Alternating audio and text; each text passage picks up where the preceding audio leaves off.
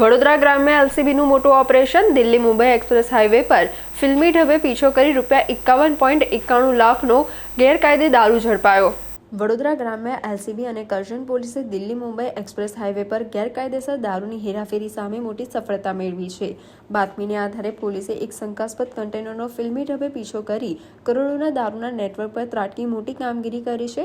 પોલીસને જોતા જ કન્ટેનર ચાલકે વાહન હંકારી મૂક્યું હતું, પરંતુ એલસીબીની ટીમે પીછો કરીને કન્ટેનરને આંતરી લીધું હતું। તપાસ દરમિયાન કન્ટેનરમાંથી ગુપ્ત રીતે છુપાયેલી 397 પેટી વિદેશી દારૂ અને બિયરનો જથ્થો મળી આવ્યો હતો। પોલીસે ₹51.91 લાખની કિંમત ધરાવતી કુલ 6,782 બોટલો જપ્ત કરી છે। અકસ્માત કે પકડાઈ જવાના ડરે કન્ટેનર ચાલક વાહન સ્થળ પર જ મૂકીને અંધારાનો લાભ લઈ ફરાર થઈ ગયો હતો।